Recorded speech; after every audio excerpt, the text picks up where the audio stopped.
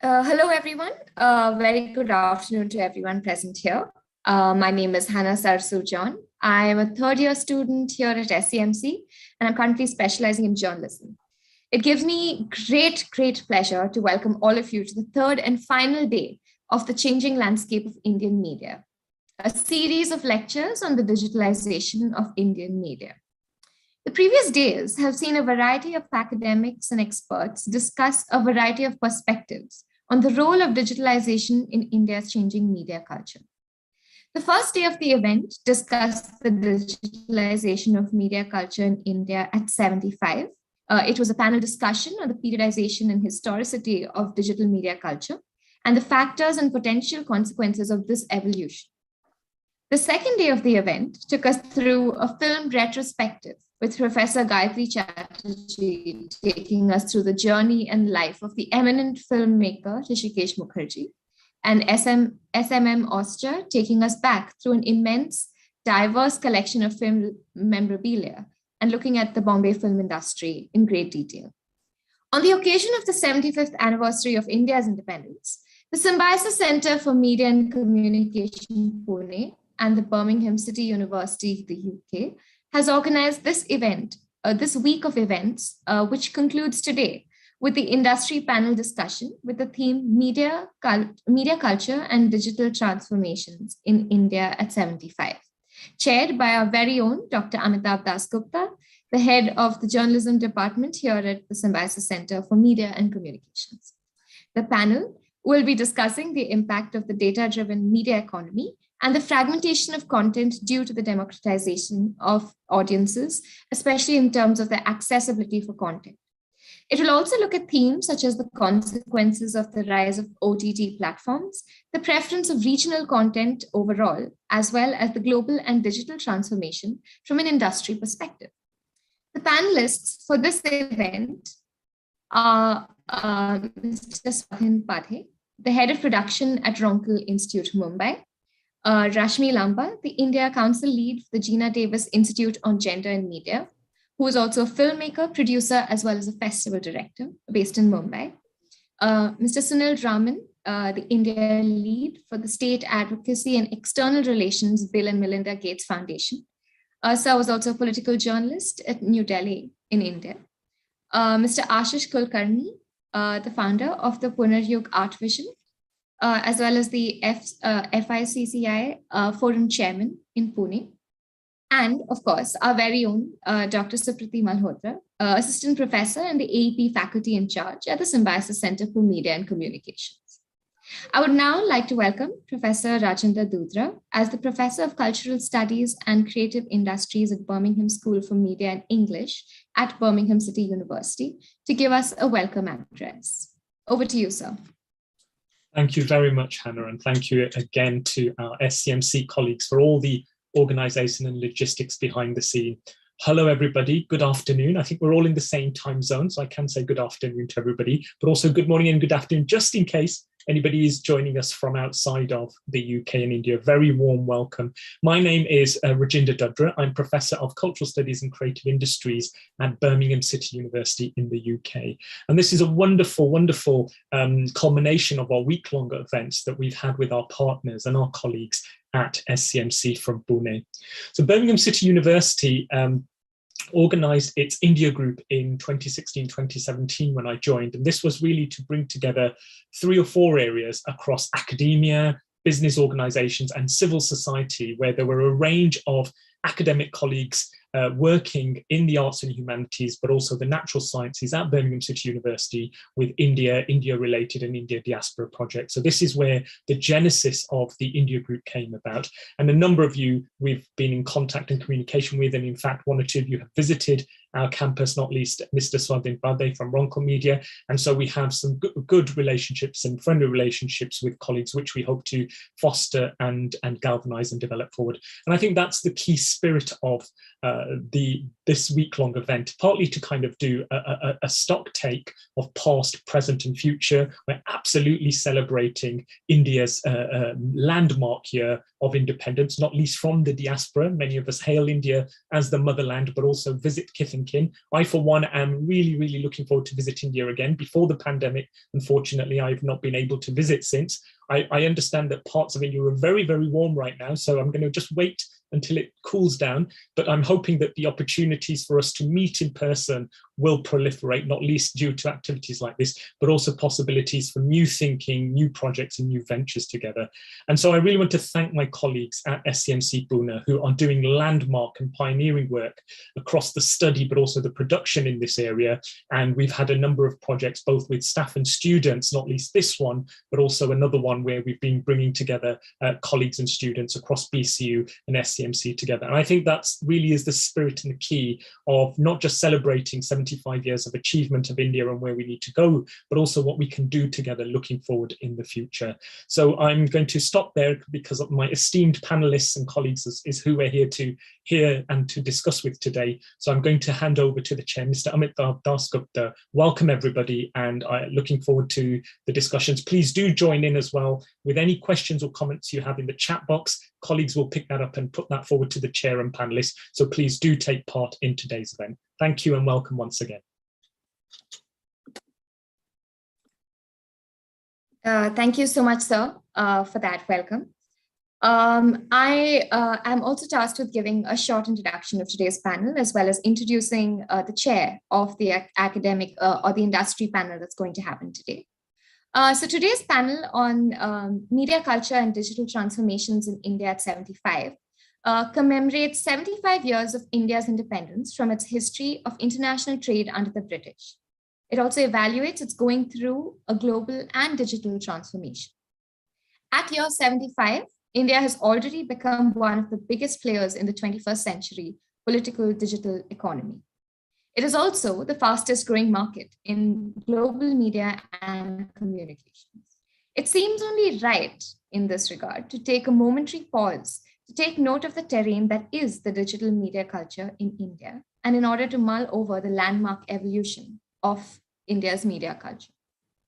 The changing landscape of Indian media's event, the industry panel discussion, seeks perspectives from industry professionals in news, film, television, development communication, media education, and animation, visual effects, gaming, and comics, towards an enhanced understanding of this very same media culture.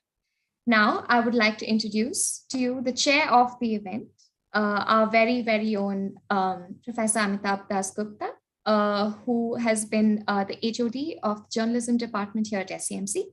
Sir has been a career journalist who has worked at as a defense correspondent and editor for special features, and later as an editor, publisher, and printer with two of India's largest publishing companies, the Times of India and the Sakal Media Group. Currently, he is the head of faculty for journalism with SCMC. Sir has more than 20 years of experience in print and digital media and has been a professor for more than 14 years. He's been visiting and guest faculty to several academic institutions and professional organizations. His areas of expertise include print, broadcast, and online journalism, a media convergence, editorial feature and article writing, the management of media publications, media consultancy and planning, editing and publishing, media research, training, teaching, and mentoring. So with that, a very, very accomplished list of achievements, I'd now like to welcome Mr. Amitabh Dasgupta.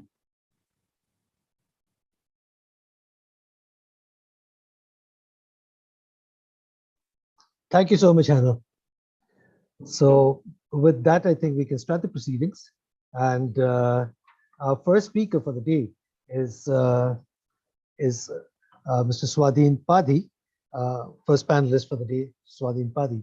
So without any further ado, I would like to introduce Mr. Padhi to the rest of the panel and start the proceedings. So Swadhin Padhi is the head of production of Ronkal Institute in Mumbai in India, and he's been an alumnus of the IIT Mumbai and an engineer turned creative industry professional, and is the academic director, as I said, of Ronkal Media Education and Research Institute, which is a pioneer in establishing highly effective creative education pedagogy in India. He is the recipient of 3 Best Actor awards in theatre. He is also the production head at Roncal Brothers Production, which is known for its path-breaking projects and innovative storytelling. Now, for the first time in the history of cinema, a road has been named after their recent film, The Road to Reform. And legendary actor Padma Vibhushan Amitabh Bachchan, Randeep Huda are few of the renowned actors who have worked with their production in the past. So, so welcome, Swadhin, and uh, please talk to us. Yes, thank you, Professor Das Gupta, for your kind introduction. So, first of all, I would like to clarify that I was going through viral fever. So, I have a sore throat and I might get coughs in between. So, please excuse me for that. No So, problems. Please continue. yeah. So, so first of all, I would like to congratulate Symbiosis and BCU for organizing this kind of event and bringing people from diverse background to come and discuss about this topic. And I also want to show my sincere gratitude for inviting me as a panelist to come and share my knowledge with such esteemed and experienced personalities who have joined today as my co-panelists. So I am more eager to learn, discuss, and take something out of this discussion. So I would like to keep it very short, and I would like to share more things when we discuss and uh, go to the question and answer round, and we can bring something more. So today's topic, that is media culture and digital transformation in India at 75, is very relevant, considering in today's time we are literally living in a digital era. Considering this meeting has become possible because of the digitalization, that we are interacting through Zoom and sharing knowledge and our experiences. So right now, as I told you, that we are in digital era and everything is readily available and accessible at our fingertips. Be it any kind of content, any kind of information, everything is available on the internet. And as Hannah was saying, so she used a very right word which attracted my attention, that she told democratization. So digitalization can also be termed, if you consider in terms of film industry or entertainment industry, as a democratization, where fans now, it became possible for the fans to become the creators, which was earlier not possible. So that is a very positive sign, that more and more creators, more and more people are being educated through internet, and they are coming into this field and they are making different type of content. So speaking and analyzing about the key cultural changes, behavioral changes in the media industry, we can look at from the 3 point of views. One part is the creator side, another part is your consumer side, and the third one is your basically the business point of view.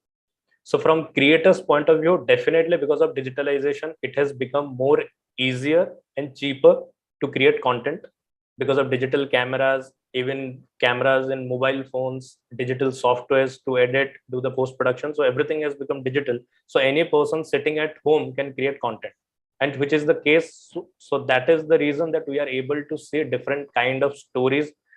Be it a person from village, that person is sharing his or her story. A metropolitan person is also sharing his own story, and everything is readily available, and they can directly reach out to the target audience. So from creator side, definitely the, what I'll say, the number has increased, the quantity has increased, and the ease of with ease people are able to learn the uh, art and craft of utilizing the digital medium to create whatever they want to create. From consumer side also, right now they have the easy access at their preferred time, as per their suitability. They can access to any type of content of their choice, and they can watch it at any point of time. So from that point of view also, the number of content that is reaching out to the consumers, that has increased. From the business point of view, the entire marketing dynamics has changed. The entire distribution, exhibition, and how we sell our films or how we sell our content has increased, and there are more avenues to recover the money that we are investing. For example, in marketing, before you had to use print media and you need to pay for marketing, but right now you upload a trailer or teaser on YouTube, and you can earn also. It is serving two purposes. You are earning also as per the number of views and whatever the policy that YouTube has, and at the same time you are marketing your content. So definitely it is a golden time period. Digitalization has given filmmakers, content creators the freedom to kind of experiment and innovate also. Like you were telling about while you are introducing, in our production also we focus about how we can use this time period to utilize and innovate the storytelling process. So we always try to use the audiovisual medium as a kind of what we can make and how we can use it as a societal transformation. Not just it is limited to the entertainment, how we can transform society. So the project that you mentioned, Road to Reform, so we shot the entire film inside a real jail, real prison, and we took real prisoners as actors and utilized and gave them the opportunity to experience this process of making film and use this medium as a reformatory tool for prisoners. So definitely there are ample amount of opportunities to experiment. However, there are also what I feel are significant challenges because of digitalization that we need to keep in mind and definitely give it a deep thought. One part that I feel the more challenging is in the education sector, because whatever the shape the industry will take, it will be because of the creators who will be part of the industry, the current creators and the upcoming creators, the aspiring filmmakers or technicians. So they are going to define where the industry is going. So from that point of view, what I find from my own experience is that in education there is a big gap, because people are often getting confused between learning digital technology and learning the actual craft. So right now software is readily available, anybody can learn a software and that person can easily call himself an editor. But what about the craft, the true essence of creating stories, understanding drama, understanding literature? So if you see in your segment also, you were screening Rishikesh Mukherjee's films. At that time, there were no digitalization. The filmmaking process was costly. Negatives were costly. But still, these people were able to create cinema, which are being studied right now all across the globe. So the reason was that their understanding of the craft, their understanding the essence of the true essence of telling story. So that I somehow find is missing, because more focus is being given to the infrastructural learning, which is about learning the cameras, learning the softwares. So that is a key challenge that we face, and that is the key challenge industry is also facing, because the number of content has increased. Easily it is being made, easily it is being marketed, easily it is being viewed, but the quality is being compromised. And there is always a debate going on that right now, because of southern cinema is good or South Indian cinema is good, or whatever the debate is, because we are lacking in that domain. Another part that I find culturally that has changed, or I would say behaviorally, is lack of alertness and seriousness while making the film. Because of the digital medium, what has happened that you have monitor, you have hard disk, you have digital camera, so you can take n number of retakes and you can shoot anything at your own comfort. So with that, what happens that the kind of grooming, the kind of intelligence or intellect which the previous process used to the process itself used to train the filmmakers to equip with, so that is missing, because people are getting relaxed, and in that relaxation a lot of things are also simultaneously getting compromised.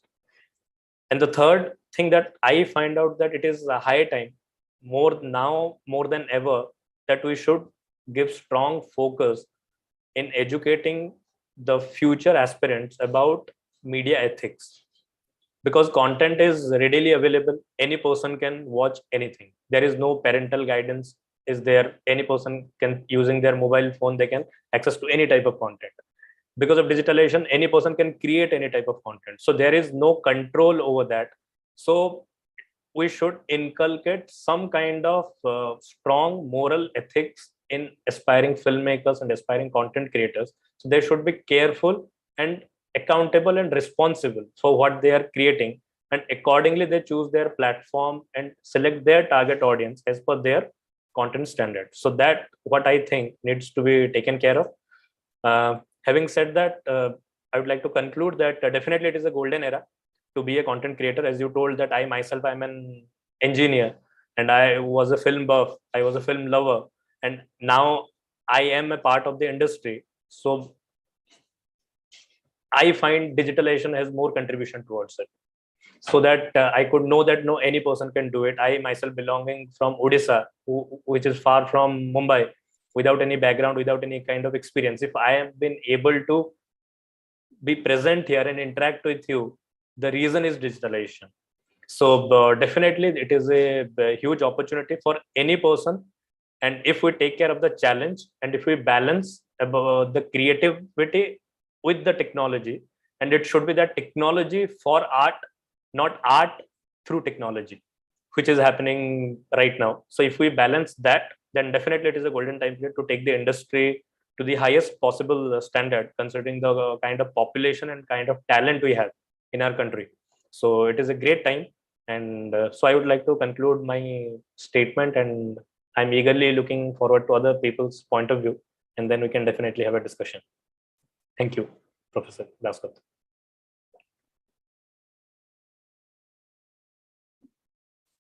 Sir, I think you are on mute. Yeah, pardon me, I'm sorry. So I said thank you so much, of course, and that was very enlightening. And there were 2 or 3 issues that you raised, which time permitting, after all the speakers have finished, maybe we could discuss this a little more further. Sure. So I would like to introduce the next speaker, who is Rashmi Lamba, and she is the India Council lead for Gina Davis Institute on Gender in Media. And she's also a filmmaker, a producer, a festival director, and she's from Mumbai in India.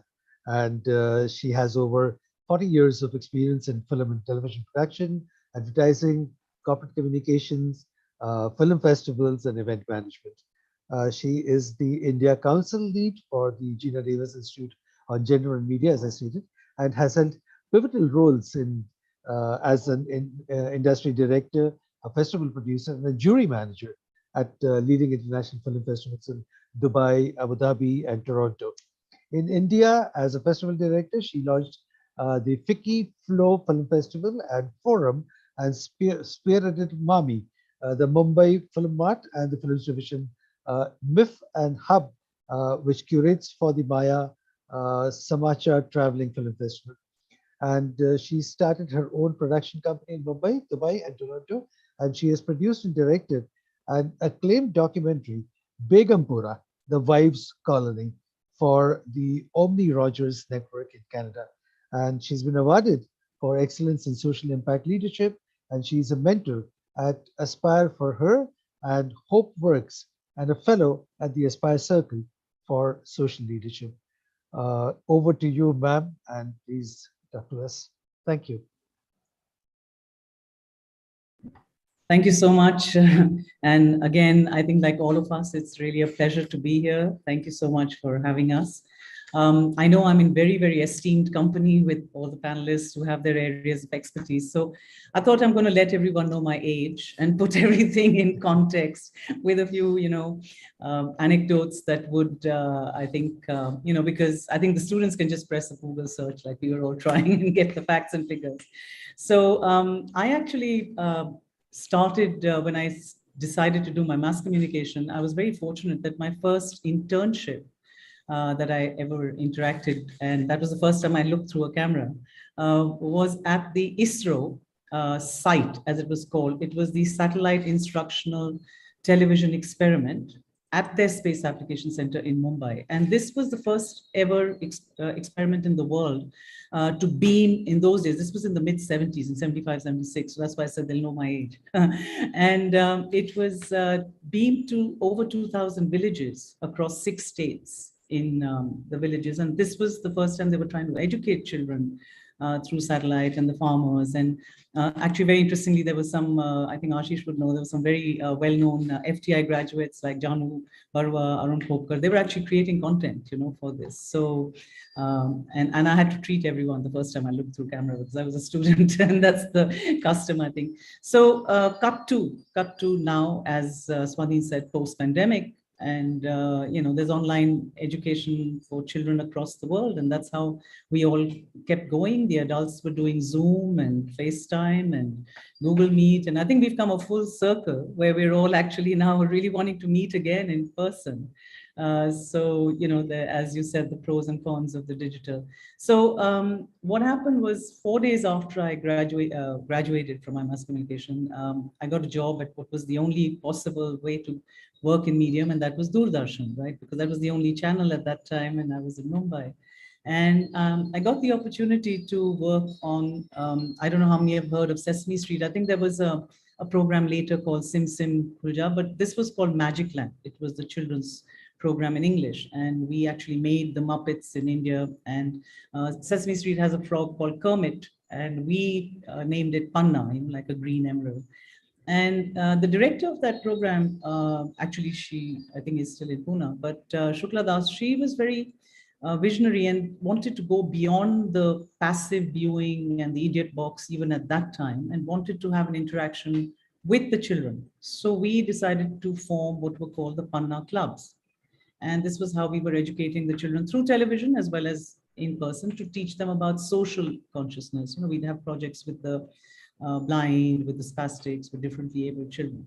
Now, the reason I'm telling you this story is that and this is, pre-sponsorship, pre-commercials on television. And there's a very visionary person who many of you might have heard of. His name is Sam Balzara, who then went on to found the Madison conglomerate of ad agencies, which is probably the largest in India. And at that time, he was a marketing executive with Cadbury. And just to be able to reach about 1,000 children that we had, which was his target group, he would come and sponsor gifts and stuff at these meets that we had. And it was only to put a grateful acknowledgement to Cadbury, because Doordarshan didn't allow this.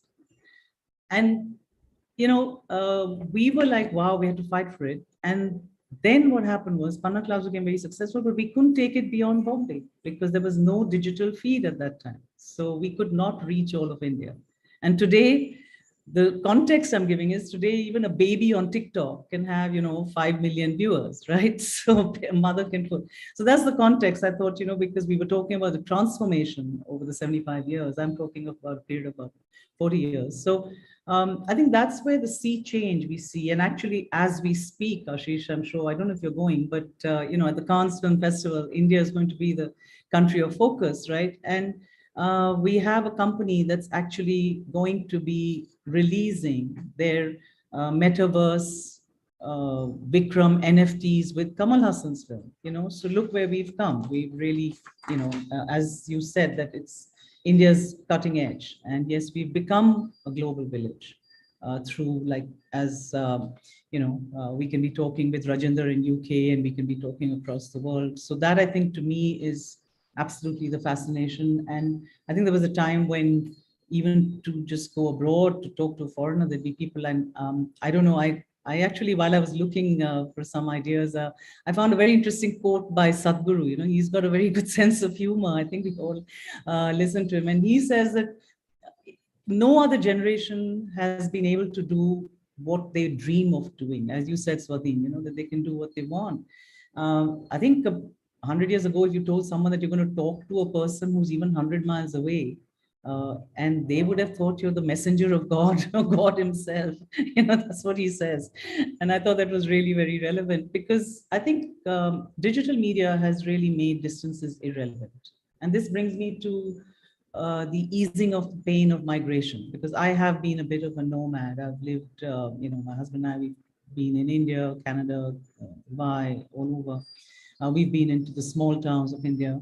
And I think we've got migration happening. So talking about the culture, the migration from rural to urban, the joint family to the nuclear family, local to international, I think we've been able to just completely do away with the distances, which has actually helped, of course, in families and friends rediscovering each other. And you can share photographs, you can have FaceTime, you can be talking to each other. And I wanted to talk about a small experience I had where this has really helped a lot of the seniors, or what we call the empty nesters, because a lot of the children, since we're talking to students, a lot of you might go away, you might study in distant lands. And so there was this young boy who was a Stanford graduate, and he had a fabulous job with McKinsey. And he went to meet his grandmother, his Nani in Delhi, and he realized that she had no medical problems. She was fine, but she was very lonely, and she was, moving into almost an onset of dementia, because that happens with loneliness. And he realized that all she needed was to connect with family, or be with. So he started something called Epoch Elder Care, which was basically using technology to connect. Now, seniors, we all know, would have a fear of technology. My father couldn't even use a remote. He used to be very worried, though later we got him a Hotmail account. But so what he did was he approached a lot of youngsters like we have in the audience today. And of course, they had to have some background of psychology or sociology or geriatric care or something, of course, and they needed to have that compassionate nature, be willing to engage with seniors. But what he did was he used digital media technology to go as companions. These youngsters went with their laptops or iPads to seniors who, like I signed up for my mother, and that's how I knew about this. But they actually started, and I'm talking about 10 years ago, and they started blogs for grandmothers who wanted to share a pickle recipe, or, on a festival, the grandmother would be sitting and they would be having their gujia on Diwali and sharing it with the grandchildren in America or FaceTime. And he also started, some of their common interests. The youngsters would take them to websites and show them travel related, or humor, or whatever their area of interest. So this was a fabulous use of technology. It was also culturally bridging, that joint family that's broken. So I'm seeing it from that cultural point of view of using digital media technology to bridge that gap. And it's still doing very well. The connect is fantastic, So I think coming again to a personal experience that I wanted to share again is talking about migration. Now, I know most of us, we have house help in India. And most of them are migrants who come from their small towns or villages.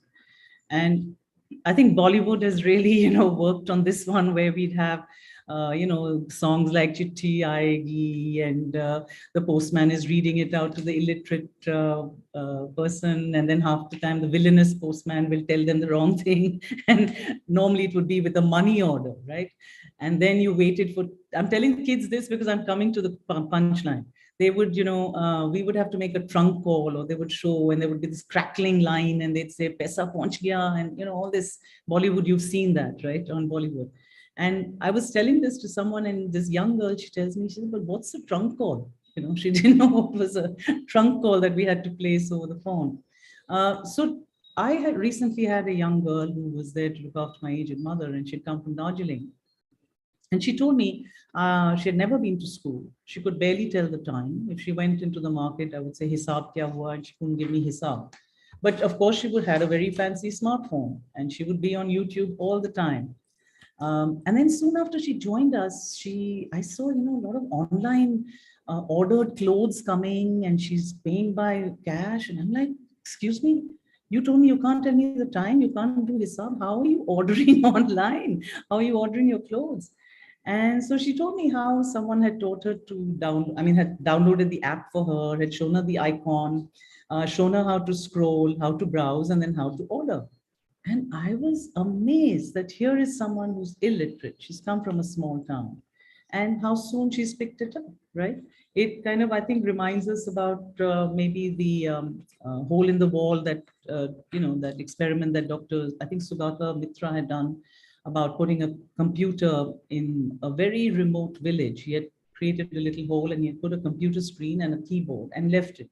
Nobody knew what it was.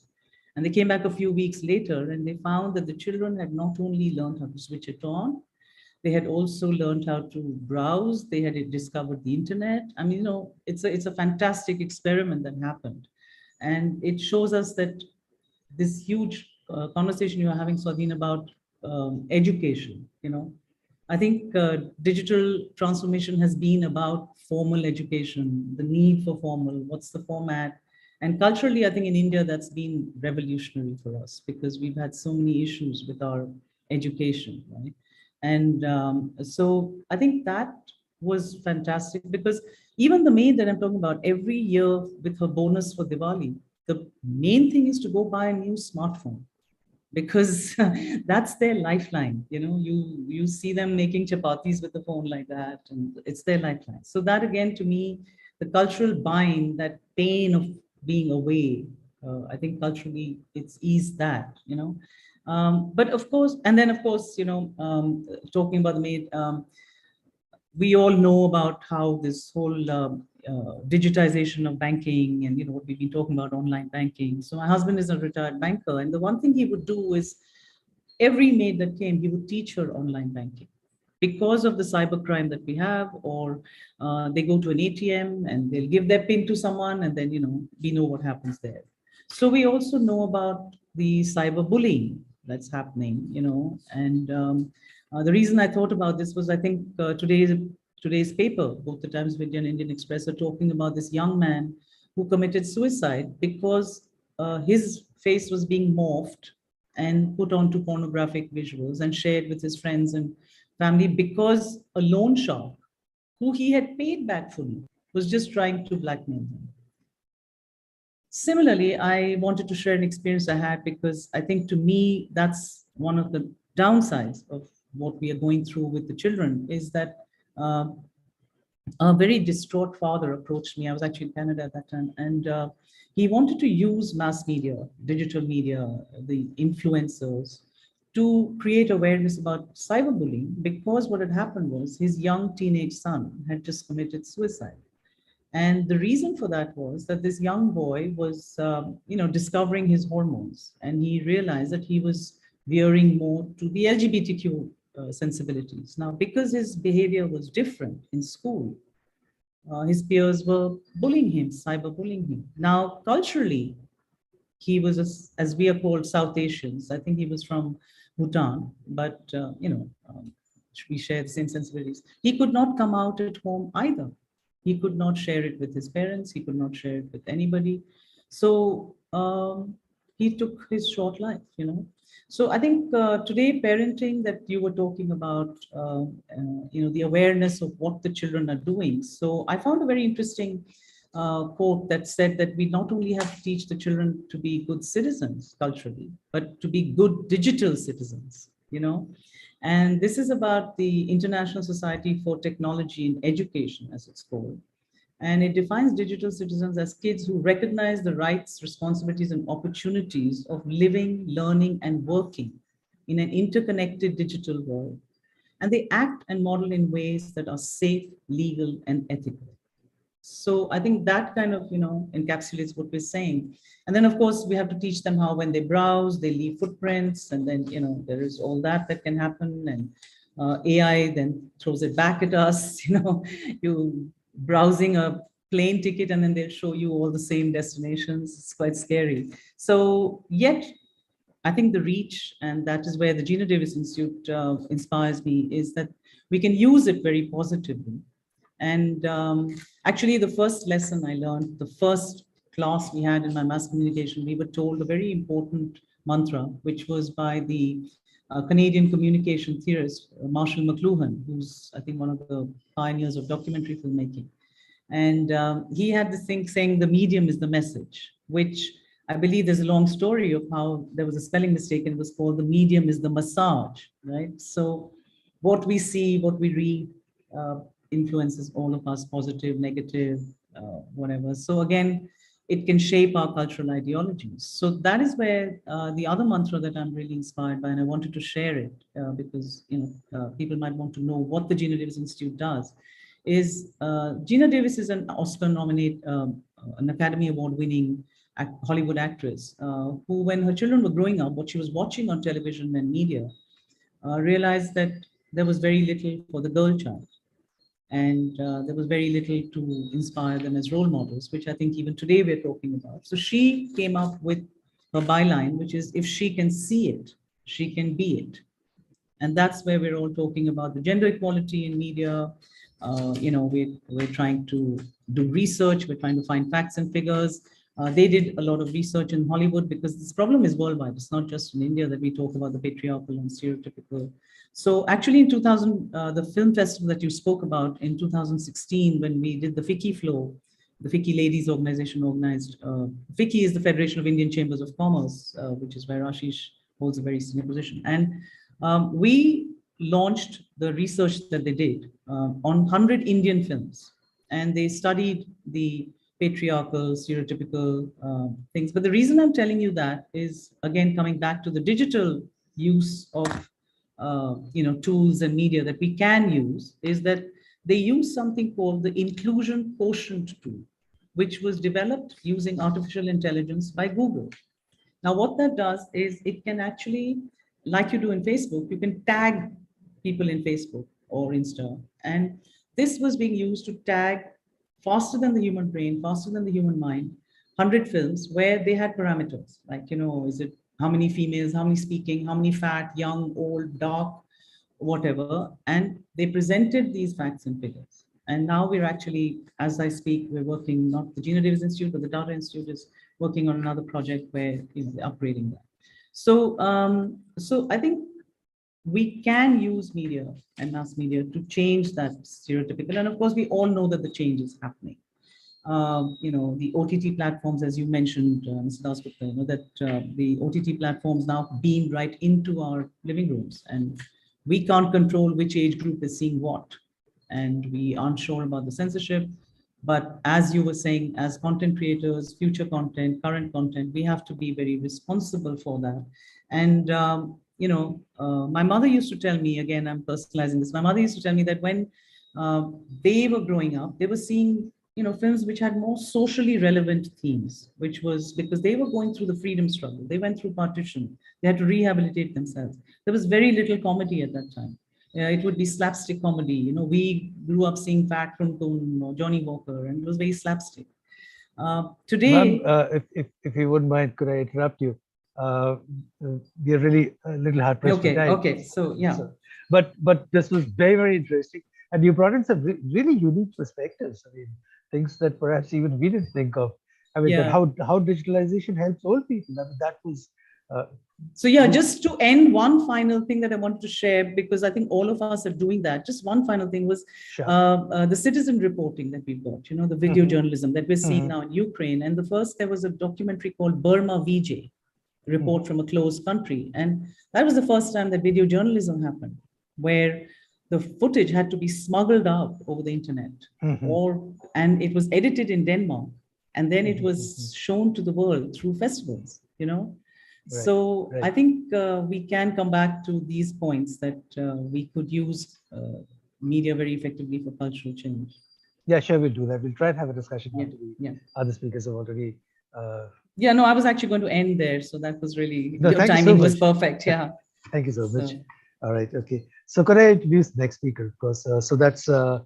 Sunil Raman, and he is the India lead for state advocacy and external relations for the Bill and Melinda Gates Foundation. And he's a political journalist, and he's based in New Delhi in India. And he has a career spanning over 3 decades and has been a multilingual and multimedia journalist with leading media outlets, starting with the Economic Times and ending with the BBC World Service, which he quit after 2 decades in journalism to start a new phase in his life as a political risk assessment and mitigation expert.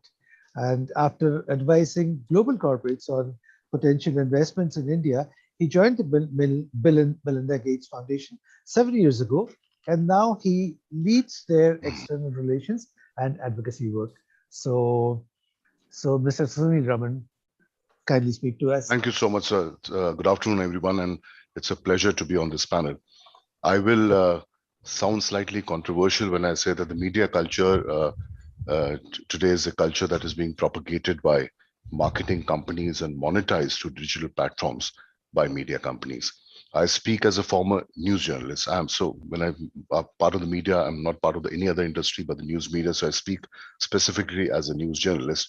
and now as a member of the development sector, that while digital transformation of news media has democratized creation and distribution of content, it has also led to creation of an artificial culture where people are getting distanced and disconnected from their own communities and country.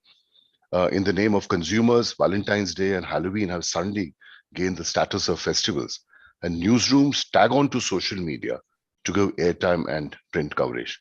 This vicious cycle of creating content that gets them eyeballs has now led this media culture, which has now evolved into a content creation machinery that gets higher revenues for the media company and the management. All this is happening at the cost of real stories from the ground. And I'm talking as for someone who joined the profession in 1990 when we still had likes of Usha Rai and that famous, well-known environment journalist who was Times of India's resident editor. You might remember his name. I forget his name. Daryl Devante. Yes, yes. And you know, the kind of journalism that we saw in the early 90s that has now you see newsrooms, even of newspapers, will have multiple television screens and social media feed being shown, and that determines the news output of the day. I shall leave it to rest of the panel, and I think we can have an interesting conversation as we move forward. Thank you so much. Thank you so much, Mr. Raman. And I just couldn't agree more with you, with everything that you said. So thanks so much once again.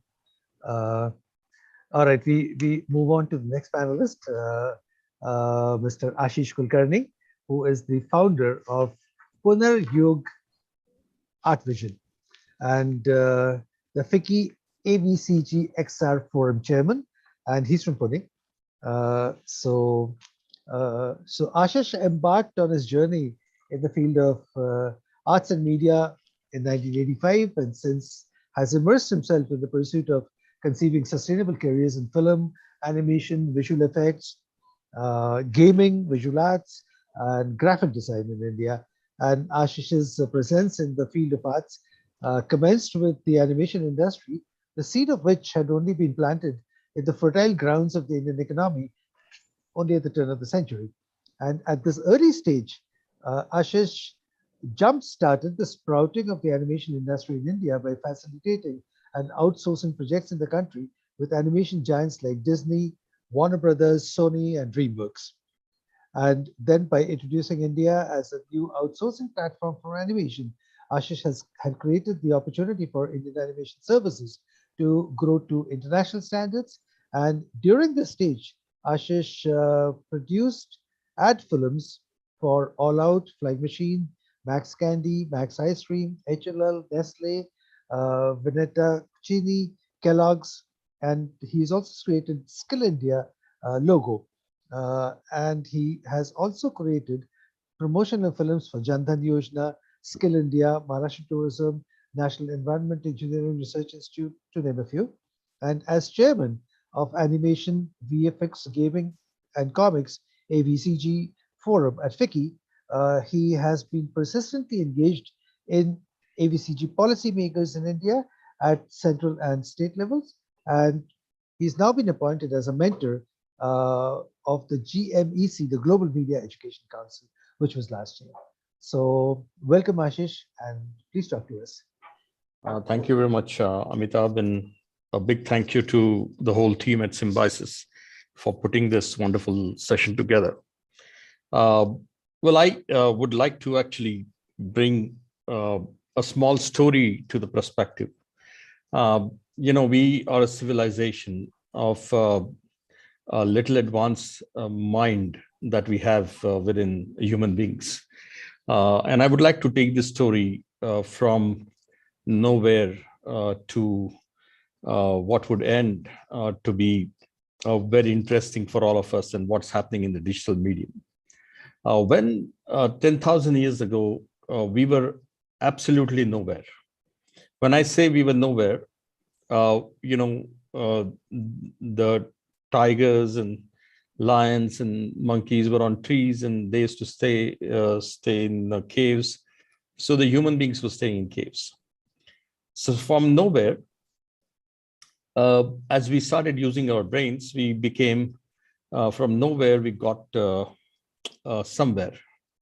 So we started wearing clothes. We started cooking food. We started living in civilizations. We started communicating.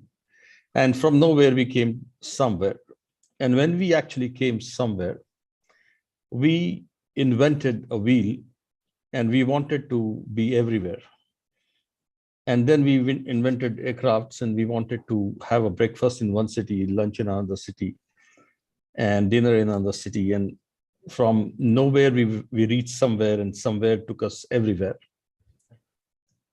And what happened suddenly, that the digital transformation happened in our lives. And we went from nowhere to somewhere, and somewhere to everywhere. But actually, the digital transformation took us elsewhere. And the elsewhere became a very difficult proposition, that the father, the mother, the grandmother, grandfather, kids are all in the same room, in the dining table, but they are all elsewhere because they're physically there, but they are mentally not there. And this has happened because of the digital transformation that we have. Now, we as content creators, we had to actually make an extra effort to bring everyone now here. So my story is about from nowhere to somewhere, somewhere to elsewhere, somewhere to everywhere, everywhere to elsewhere. And our effort is to bring everyone now here. Because if we don't tell our powerful stories to bring everyone now here, we have not told a good story of anything. And the digital medium has actually become so competitive, so distractive, and has created so much of competition and options that when we were kids, our parents were exactly aware of what is a medium that we were exposed to, what is a media that we were exposed to, what are the information system we were exposed to. Today's parents and today's teachers have their lives extremely difficult. They don't know what the kids are exposed to. And they don't know what's going to be the new question that is going to come from them. And that's why to constantly be down here has become a challenge for them. So much so that the kids are exposed to a situation where at one point in time, the subject matter expert was so proud of the subject of mathematics or physics or chemistry. Today, the same person finds that whole information on the digital ecosystem. So the student actually can use that information and still learn and pose a question and knows what is right and what is wrong. So the task of the parent and task of the student, teacher has kind of transformed because of the digital transformation. And that's when one will have to really see whether we need to teach them the subject or we need to teach them how to use that subject in the right perspective, in a positive way. And how can we make them creative? You know, when we became independent and we wanted to become an industrial nation, we put English, maths, botany, zoology, physics, chemistry, history, geography, civics, economics as top 10 subject. We forgot about creativity, performing arts, design, sports, earth sciences into our subjects. We never gave them marks, so people never took them seriously. People wanted to do as extracurricular activities. And the parents always told them, don't concentrate on that. And that's why we created generations which are always in race. And it has made, the digital transformation has made people restless. So much so that you may call, we are talking about Internet 3.0, we are talking about metaverse, we're talking about a situation where Ashish Kulkarni will physically be here, but the avatars of Ashish Kulkarni will be in different worlds doing different things. And there would be different worlds of different kinds. And imagine if there are prime minister of different avatars, if there is an education minister of different avatars and the principal and the teacher in different avatars. It's great as a situation to learn, but what is the social media and the complete media culture has done today is actually, it's so to call it social, but it has actually isolated us. And you must have realized in the last 2 years, just imagine the life of the small kids who were confined to small rooms for almost 2 years, had no social life. And people were very happy about social media, people talking about social media. India has 500 million active smartphone users. The penetration of smartphones or penetration of cell phones is larger than television today in India. 27% of India is still to have television, but they already have a cell phone. And in 2024, we'll have 900 million active users on the smartphone. And they will consume a different kind of an ecosystem. It will be Internet 3.0. Information system would be different. There will be a lot of clutter. And to all this clutter, to create the right content that would strike a balance, that would strike an imagination, that would bring people together. And to really see that people are not isolated, because the next effort that we would like to do is to look at an emotional quotient of every human being who is on the social media today. Because of the digital ecosystem, the media that used to follow us in 60s and 70s and maybe 80s, today it's already present in front of us and around us and above us and below us. At one point in time, we used to wait for the news. We used to wait for a movie on a Sunday. We used to wait for a newspaper and seek information through that medium. Today, that information is seeking around, it's moving around now. People are creating, the glasses that will float around information in front of your eyes. So the information has surrounded you and it is further isolating you. The emotional intelligence, according to me, for every storyteller will become a single largest important thing, because every storyteller is emotionally very intelligent, because he keeps you binding with a story because of the emotions that are reflected. I think the new schools will have to tell and teach these youngsters how to actually use the information, how to socialize. They can fight on a WhatsApp, but if you get them to fight in front of each other and debate in front of each other, they would fail. How to face a human being, how to face a real animal versus a digital animal, how to face the reality versus what's happening into the rest of the ecosystem that is called the metaverse that people are talking about. I am put on the task force of Indian government on AVC, animation, visual effects, gaming, and comics. And we had our first meeting. And we are drafting a policy. I think one of the single largest thing that we would like to do at this point in time is to see, at one point in time, we used to watch the medium with passiveness. Today, it has become very active and it is now becoming immersive. So it doesn't want to grab your attention, but it wants to grab you as well. And that's the immersion that we're talking about. And that's what the digital transformation has done.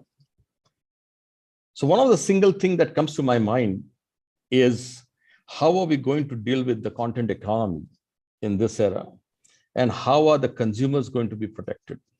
And I think every policy that we do today, as the digital transformation keeps on happening, the people will each use more and more digital tools. The information will be out there. The traces will be out there.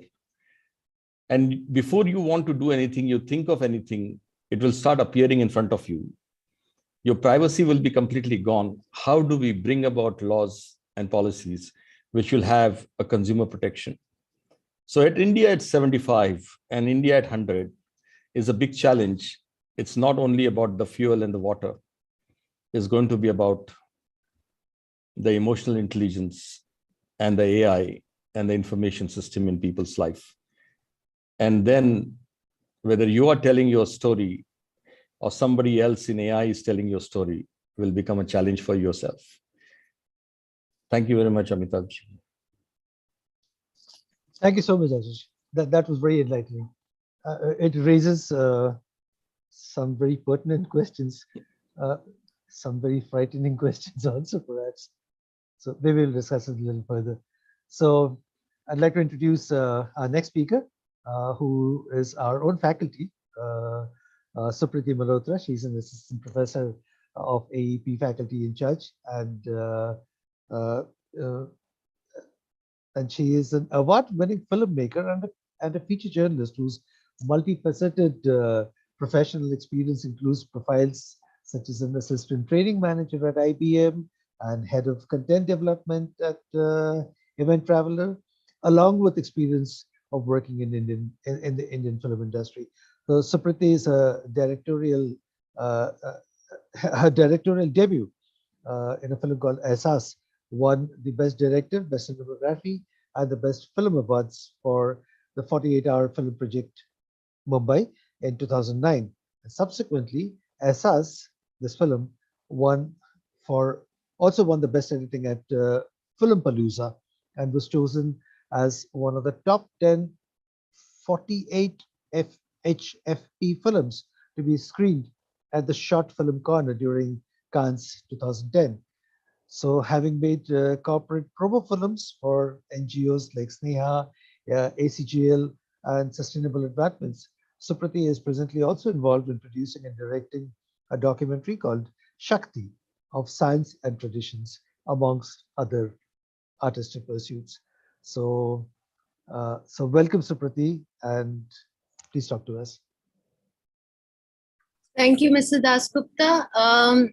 Yes, and thank you to all the panelists for agreeing to participate in this discussion. I'm really thankful for the vast range of experience and perspective that you have brought. For me, I look at digitalization as an image of a farmer walking with a cap with a solar cell, because he wants to keep his battery charged as he protest marches to the Maharashtra Bhavan from some remote part of Maharashtra. For me, that is digitalization. That's a farmer, and we've got. Okay, thank you. Sorry, I've got a bracelet on, and I have a tendency of, Okay. Anyway, thank you, Ganesh. So I want to talk about that, that 70% of India's population lives in the rural area, according to the 2011 census. And that is the change that I think we're seeing with internet connectivity rates reducing. You have got more and more of that 100 crore or 1.4 billion now. People are not only going online, but also expressing themselves through various social platforms, right? And you look at 22 languages. That's the reason why you've got regional content taking over the Hindi-centric Bollywood. So my concern really is, like Mr. Kulkarni was talking about policy, ideas of privacy, ideas of how far does a government go in terms of, sovereign jurisdiction and policy making, and also consumer individual privacy. Media culture for me, I think today is a lot more diverse in terms of accessibility, because it's not that we did not have folk tales from Madhya Pradesh or from, Meghalaya. We did, but now this technological opportunity to not only express but record and for posterity have a global audience, that I think is also so you might look at it as fragmented, but it also is diverse. The opportunity for people, you're no longer limited to big media houses, big news agencies providing you news, whether it's accurate or not. And I recently had a conversation with Saurabh Gupta, who is the NDTV Mumbai bureau chief, and he made this very interesting distinction between old school journalism in terms of fact checking and information pushers. And for me, that is also very interesting, that how do we find that balance? right? How do we find the balance where there is a credible source that people can rely on, right? A WhatsApp forward can incite some sort of negative emotion within a group. How do we manage these transformations that are happening? How do we get that information across, the accurate information across?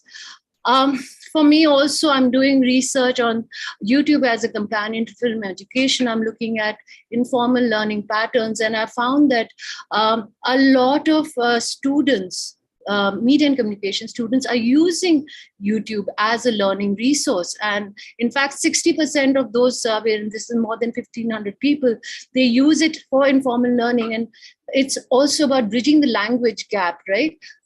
So these are interesting questions that I want. I'm a filmmaker. I'm making a film about Shakti. I'm in India. We have the idea of औरत देवी का अवतार है, लेकिन आप औरत को किस तरह उसके साथ व्यवहार करते हैं. I'm talking in Hindi, right? And this is the type of I don't think it's dichotomous. I think it's a little more fragmented than just binary, distinctions. But I think all of us as content creators, as people within the media industry, have the opportunity to provide perspective in terms of how to move forward, because the technology is evolving really fast. And I look forward to having a discussion with you. Thank you.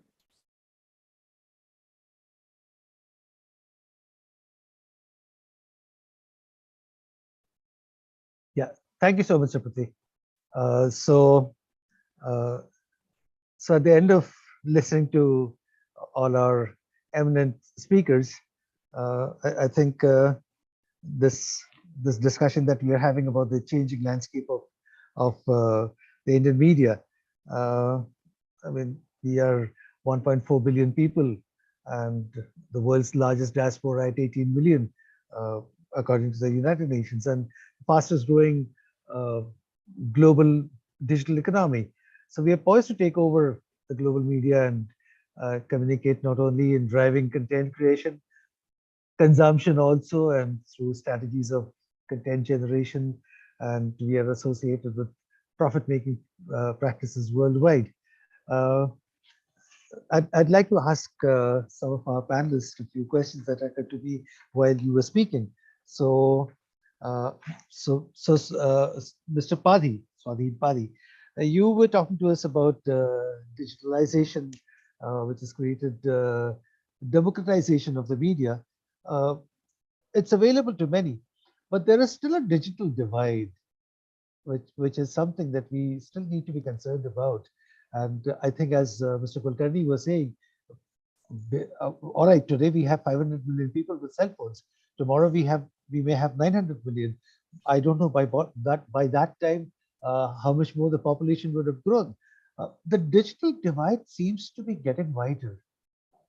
So, what can we do about it? So, so digital divide in what sense? You are what I mean to say is that, okay, people do have cell phones, of course. Yeah. The thing that we saw right the last couple of years during this pandemic, that okay, people do have cell phones, but people still don't have internet connections. People don't have smartphones, and a whole lot of students who were not able to attend classes, which were online, because of this digital divide. So this is one aspect. There are a whole lot of other factors also, that yes, people do have cell phones, but there is still internet connectivity, which is an issue. Smartphones is still an issue, cost, economics, all these factors. So first of all, we need to understand for what purpose we are going to use the digital media. So if it is for the entertainment purpose, then definitely there will be a cost involved. But if we are looking from the educational point of view, educational aspect, then definitely that divide should not be there, because when we speak about entertainment and other aspects, it is a luxury. Basically, after the basic need, you just want to enjoy and experience different type of things in this world. So especially speaking in terms of education, one thing that can be done is creating different kind of centers, and I'm sure that government is currently must be working on it, that instead of targeting individuals, we can create centers, community centers, and we can provide the required infrastructural support where students can come and participate and can learn digitally whatever they want to pursue. So that can be provided through government schools, different community centers.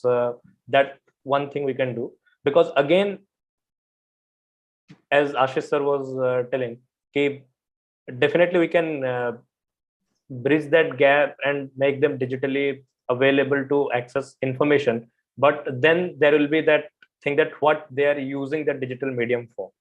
So there will be no control or there will be no guidance or monitoring for that. So instead of focusing on individual, empowering the individual, if we create centers and for the right purpose, if we are using the digital medium and educating right for education or making them aware about any particular subject, then that would be more appropriate from my point of view, rather than reducing the cost or going in that angle and making it available for each and every person to use. So it would be more feasible and more result oriented, the purpose basically for which we want to use it.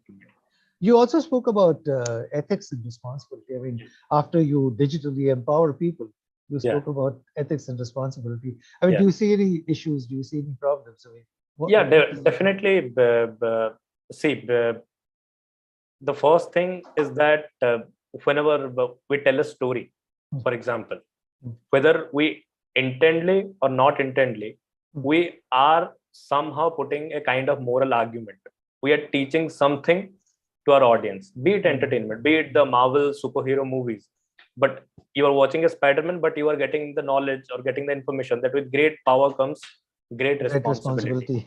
So you can't avoid the moral angle, thematic angle, and just entertain people.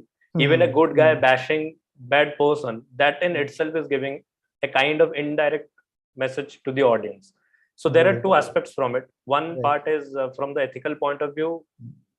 One thing is that we are making policies and through platforms, and we are guiding and what kind of content they can show and they can't show. That is one aspect.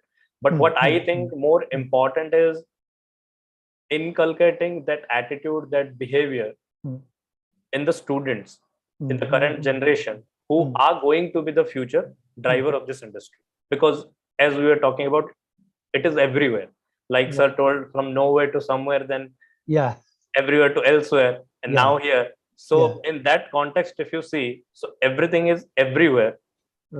And so if we are not imbibing, and as educational institutes, I think we have that kind of platform. We just not only focus on the technological or the, what I would say, the experiential thing, but strong moral and ethical values to people, so that they can become responsible content creators. So that at least on our part we can do what I feel. Absolutely, completely agree with you. In fact, I'd like to inform you that here in SEMC, I mean, along with media laws, we teach ethics also. So it's a course where we have combined media laws and ethics. I mean, with the conscious thinking that you definitely need to know laws, otherwise you'll get into problems. But ethics is more important. So to give you an idea about this, so recently we signed an MOU with Jagadguru Ramanand Acharya Sanskrit University. That is a government university of Rajasthan. We're aware of people were very skeptical and were thinking that you are from film and media entertainment industry, you are signing an MOU with a Sanskrit university. So what does it have to do with film and media? So our main concern is that, as sir was telling, that it is about emotional quotient. It is about understanding yourself, understanding your vision, about the values, the system that our ancient literature and everything speaks about humanity and everything. So that needs to be blended properly with your current technology and current process, so that we create a balanced individual. Like we were discussing that there is too much information, and information is being considered as acquiring knowledge. So there are a lot of information, we are acquiring information and we are considering it knowledge, but the kind of wisdom that people used to have. Very true. If I speak about my grandfather, he had just passed 10th. But in his age, just passing matriculation, working in a company, the kind of maturity, the kind of understanding, the kind of values that he had, completely. You will not find a 15-year or 16-year-old in today's time True. to operate like that. So True. main focus should be on creating balanced individuals who have that self-control and everything. Like another point that people are mentioning about anxiety, depression. Ashish sir made one interesting statement that instead of grabbing attention, it is grabbing you. So it is grabbing you because because somebody comes and tells what happened in Russia. I didn't have that information. Then I suddenly get anxious. Ki, "Yaar, mujhe kuch pata hi nahi. I don't know anything." Right. So I should care about. I am a mathematics student. I should be focused about my mathematics and what interests me. I don't know. I don't have to know about everything that is happening in the world. So that is making people confused. In overloading of information is distracting people. So that wisdom, that wiseness, that we need to speak about and talk more about it. So any person who is using digital medium, he should not be depressed or discouraged that I know nothing. Right. Yeah, very heartening to hear this from you. In fact, we see this in our own students sometimes. I mean, there's this thing called FOMO, fear of missing out. FOMO. Exactly. Okay, Rashmi ma'am, there was something very interesting that you mentioned.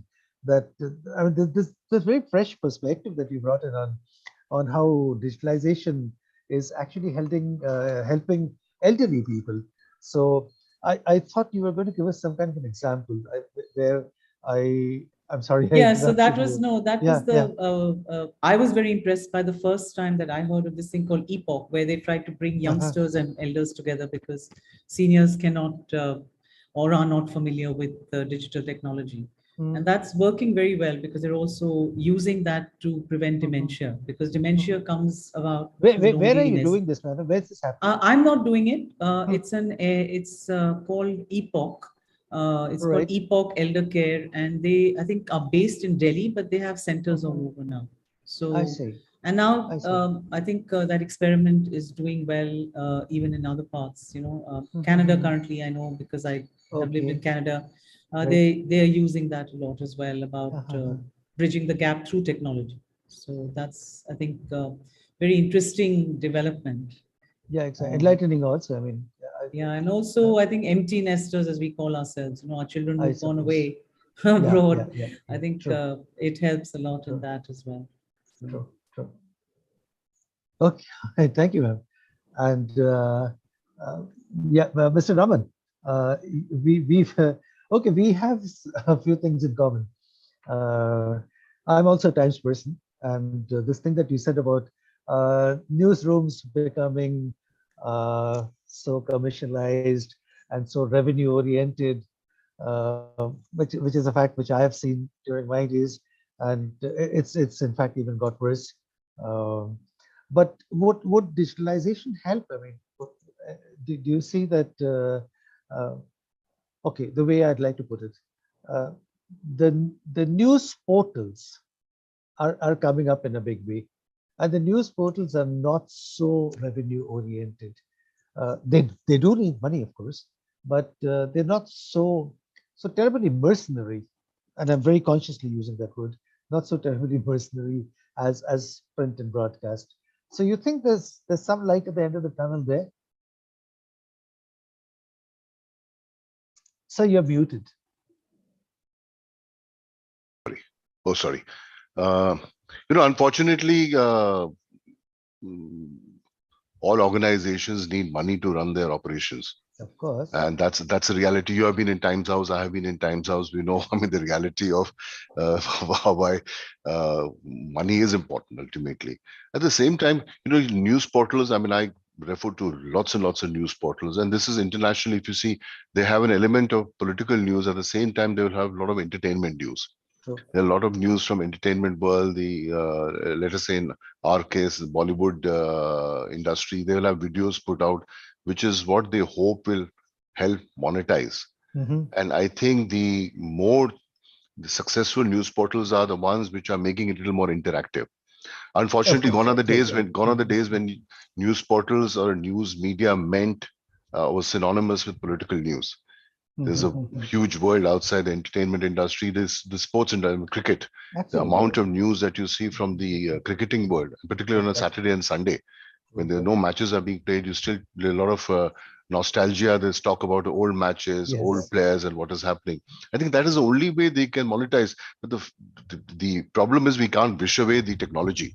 The technology is here, and let us be honest. I mean, technology has really helped us connect. And as a beneficiary of this technology, because at any point of time you can check what is happening in different parts of the world in different spheres. But I guess some balance would at some stage, you cannot have a government dictator or law telling you what to do. It has to be self-imposed. And I think it's still a nascent industry. I mean, how many years? I mean, so about 10, 15 years? It's been 10 years or 15 years. And I think at some stage, it will balance out and some amount of stability will come out. So at the cost of being little unhappy with what is happening, I shouldn't sound pessimistic at all. I think balance will, at some stage, it will balance out. And it will take a while, of course. Heartening to hear that. Heartening to hear that. So, okay.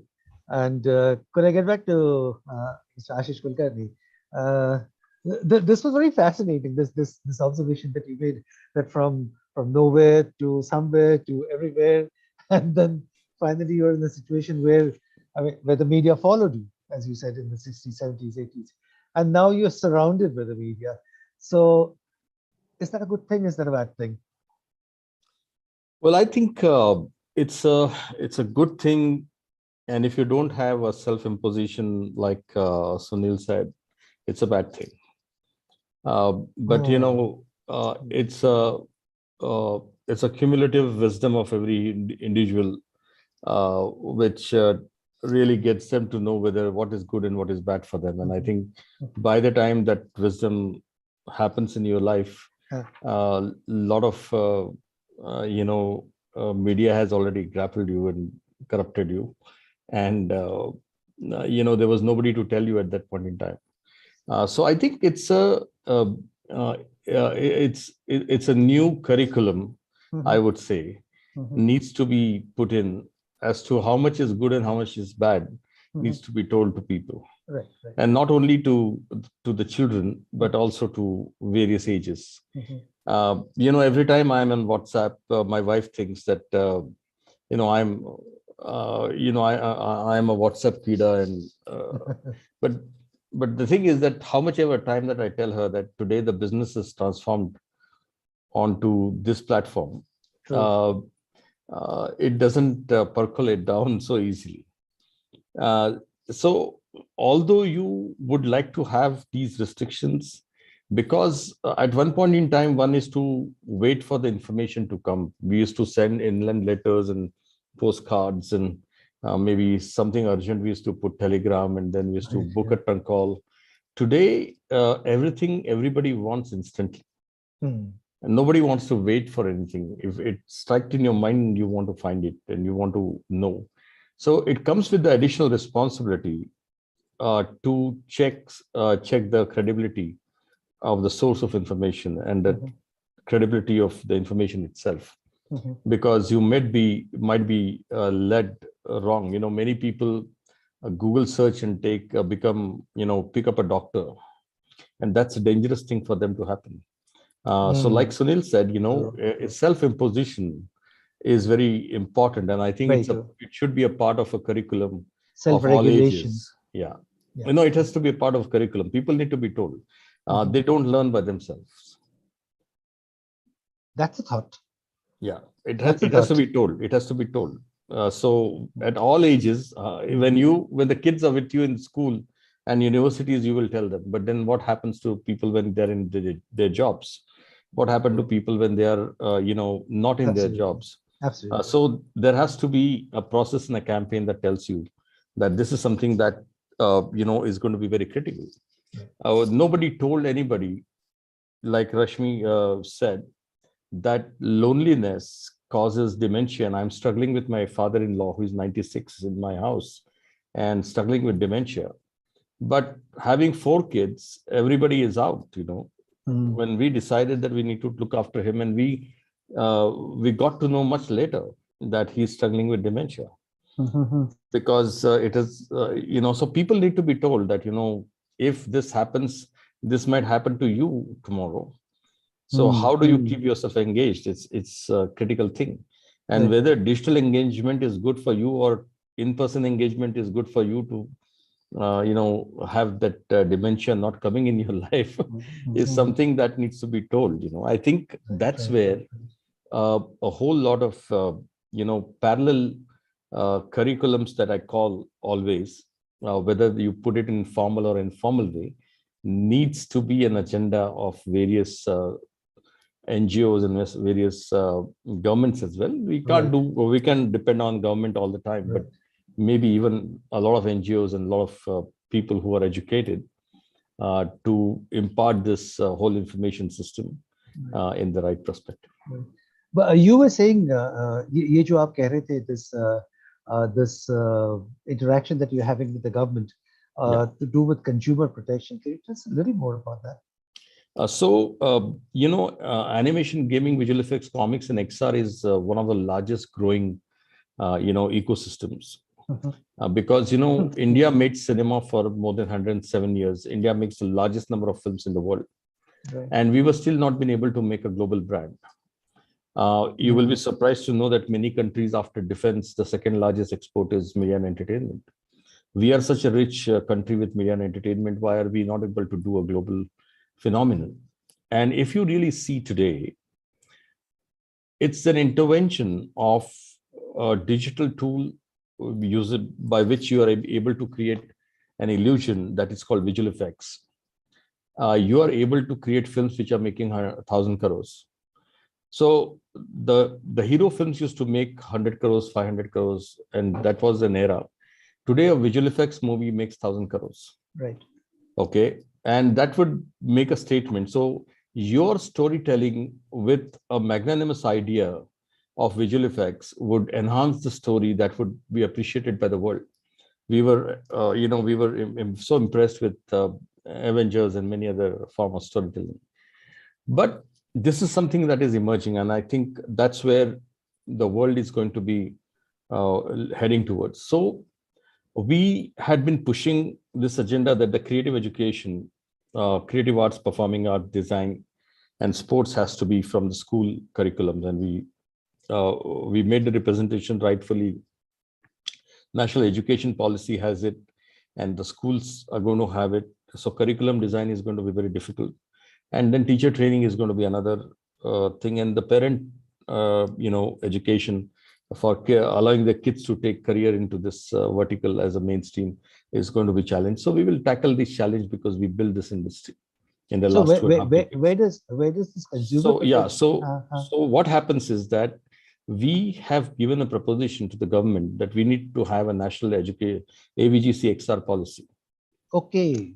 So the government actually announced in the budget in 2022 that they will form a task force of AVGC under the chairmanship of the INB ministry secretary, and that was formed on 8th of April.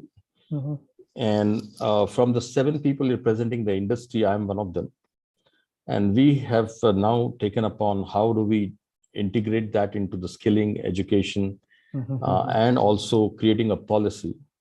And because gaming industry is one of the fastest growing industry, and they're going to create the largest number of jobs, and it's a B2C application. Right. The biggest, issues that we are facing is with different laws that are there, and there is whole debate between what is a skill game versus a chance game.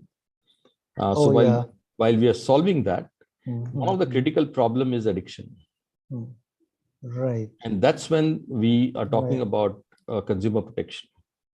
Okay. So that's how it has become a part of our agenda to really see how we can actually bring about that as well. Right. So we have been deliberating on this, and we have to submit our report. So very soon we would be able to have something. This is very interesting, of course. Mr. Dudra has a question. Yeah. Hello, everyone. just want to thank the panelists really for really interesting comments and insights and propagations from them. Thank you ever so much for that. And on the one hand, we're hearing about the potential democratization.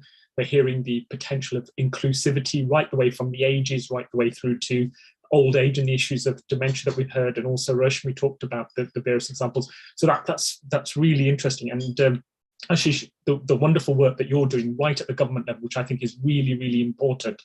And so we're having this talk in the 75 years, and you rightly mentioned also 100 years. So really looking ahead, and I suppose this is a conversation for all the panel, but really between some of the points that you raised and what Sunil Raman was saying as well. Data, I think, is going to be the new key area of possibilities, but also exploitation. We are hearing the metaverse, but one of the reasons the metaverse is so important is because big conglomerates, big companies, and India notwithstanding, are going to be interested in data. So who is watching what, when, and what can people do to exploit that data? So just any thoughts on how we might need to be mindful about data mining, data exploitation, and particularly as India is growing and at such a fast rate, in what ways might we make some interventions to make sure that that data is not manipulated or misused, either in terms of fake news or either in terms of privacy intervention? So any thoughts on that, particularly as we move from 75 to India 100? Mr. Dutra, could I ask you, you think we're ever going to reach a saturation point in terms of digital transformation, effect on the media culture, or there'll always be more scope for more transformation, more change? Can I answer? Yeah, certainly. Whoever would like to. Please come. Yeah, I'll first answer Amitabhji's question. 40 years ago, when I was passing out of the university, we were taken to Indian petrochemical factory in Baroda and said that this is plastic. We have made a great invention, and plastic is like, it's a artificial wood and everything. 40 years later, we realized that plastic was not good for us. But the 40 years have passed, and that's something that my answer to Rajendra ji also. The time will tell you whether things are going to be good or bad. But let me tell you about the policy. In 2021, January and February, February 25th, India announced the social media and digital policy, which also had OTT, and a very landmark policy where a self-regulation with a very distinctive responsibility was passed on to OTT, which was probably people were not expecting that something like this would happen. But I think today, the complete ecosystem in the policy making in the country is so alert and so advanced and so educated that timely policy is very important. The policy education and percolation is also important. The implementation of the policy is more important than the policy. And timely changes in those policy, as this whole ecosystem rewrites the new rule every time because it evolves, and you have to be proactive and ahead of the curve in terms of these policies. If you really see, after India did that policy, there are 3 nations that we know studied that policy and did it for their countries. Not to forget that you take any app in the world, any social media app in the world, we have 500 million active smartphone users. There will be 900 million, as I said. The thing is that between 18% to 25% of the market share for any app whatsoever comes from a single country, for India, because China doesn't allow it. And that's a very sizable marketplace for anybody to survive. And that's why for India to actually be ahead of curve in terms of making sure that you are inclusive, forward-looking, at the same time restrictive, is very, very difficult. It's like a teacher, Amitabhji, setting up a question paper for a 10th grade and a 12th grade. And it's so difficult for him to do that because lakhs of students are at stake. It has to be very easy for people to get 35% and above so that maximum students could pass. but it has to be at the same time very difficult for a person who is going to come in merit. So policy making is like that. And I think that's why you need to constantly visit it, monitor it, and make sure that you are constantly ready to change the policy and bring about those changes as and when it's required. And I think between 2022, that is our 75th year, and 2047, I see a very, very smart ecosystem, which is a combination of the governance and the industry working together and making sure that we would build a common, a kind of understanding which is good for the industry, good for people, and good for globalization, and also build good Indian brands globally. And I think that is something which is staged well for us at this point in time. This is what I think at this point in time. I don't know what's going to happen 10 years from now. But we build universities, we build schools, and we try to, educate kids who are going to be the masters 20 years from now, 25 years from now.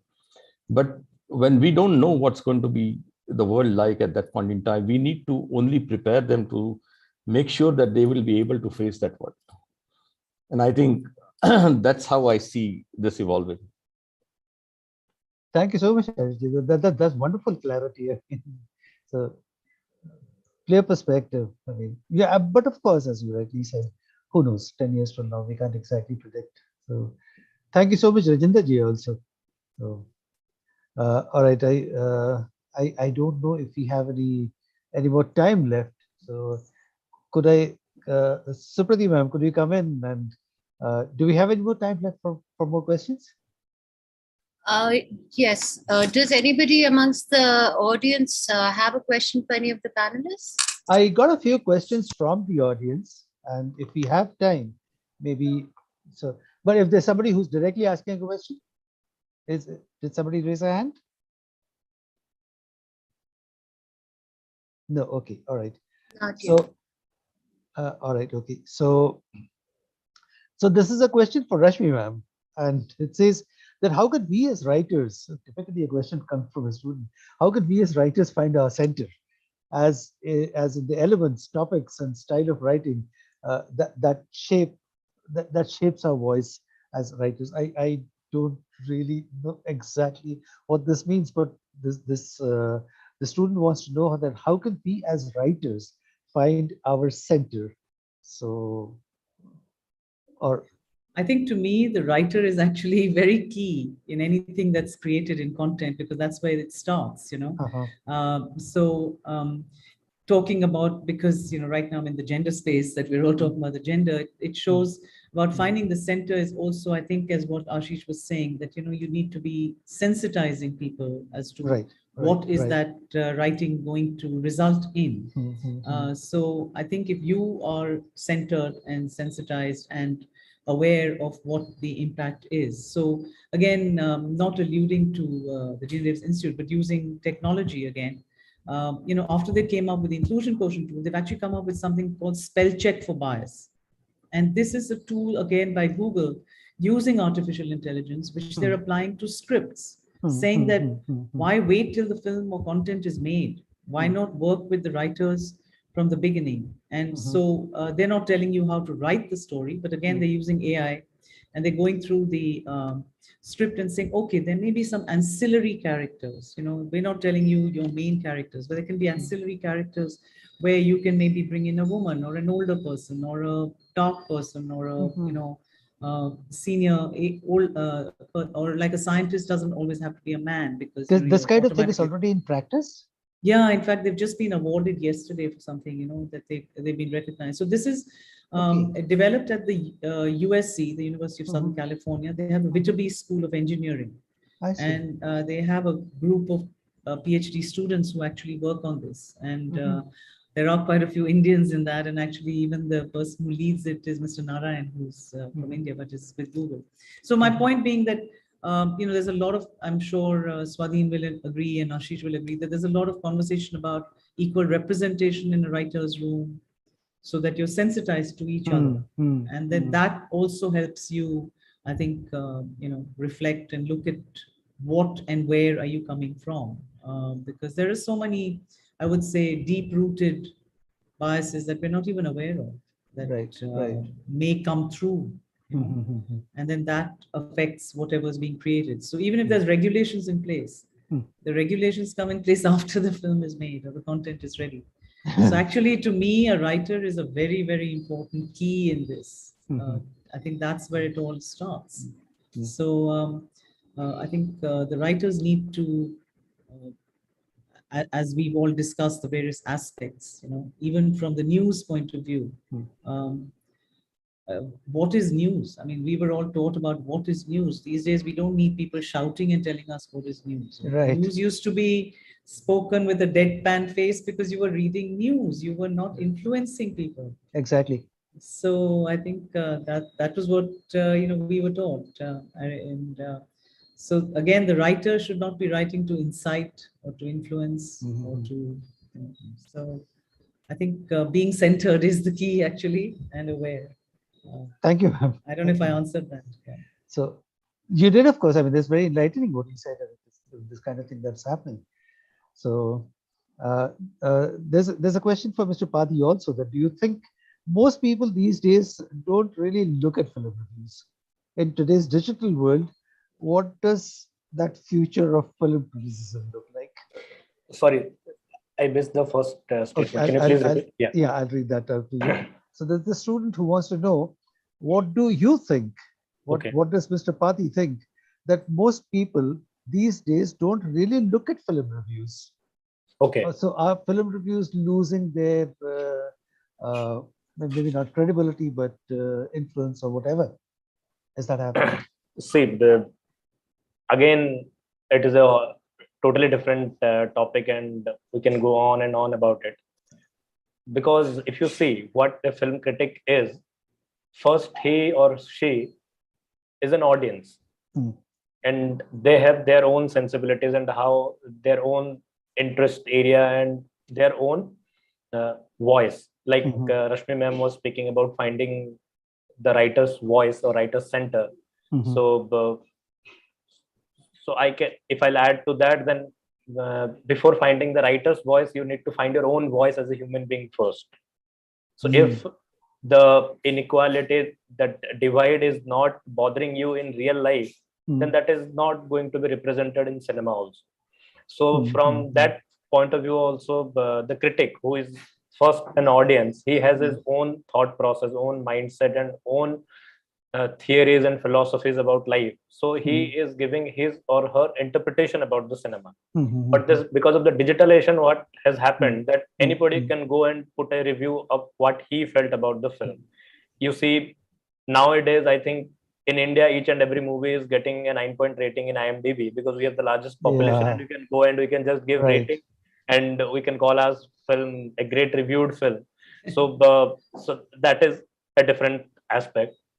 And if you are speaking from the educational point of view, the film critic, if that person's real purpose is to evaluate a film from a study or educational point of view, to educate people and to critically evaluate different aspects, then definitely you can't ignore that critic. If you're really passionate, then definitely you will find some kind of connection with that person, if that person is authentic and his purpose is educating or giving the right information.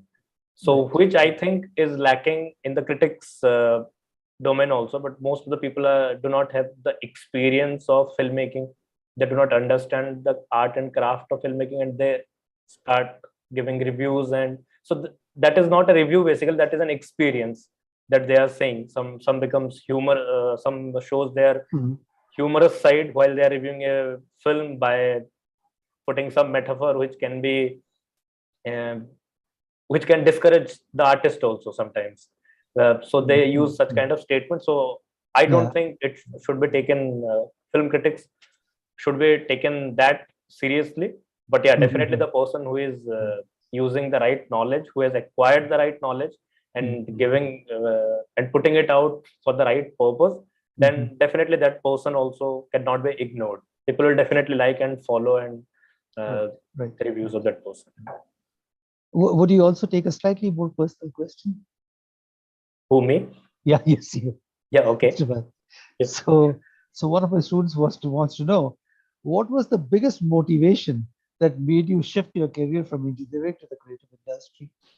See, as I was telling you that I am a fan first, then a professional. So from my childhood, I used to be hugely influenced by films. And if you see why I am giving that strong emphasis to balancing moral values and everything, because most of the attitudinal, behavioral value system that I inculcated being a movie fan is from movies. Watching Amitabh Bachchan standing for the right people, that angry young man gives you values that you should stand for the right people. So all those kind of things used to inspire me, and so I always had a dream that if possible, then I would also like to go and experience it. So after my engineering, started working with a steel power plant because I'm an electrical engineer. So I started working there, and after working there, then I shifted then I thought that I can't do it for next 40 years. I was 21 then. So if I had to do this, then I will start my career at 30 and I'll work for 30 years in the steel industry or whatever industry it is. Then I thought of pursuing MBA because I just wanted to get out of that area. Then I wanted to do UPSC. So I went through a lot of things, but each time I was getting that feeling that I need to at least give it a try. And I was lucky that Three Idiots had already released at that time to act as a catalyst. So that was also a motivating factor.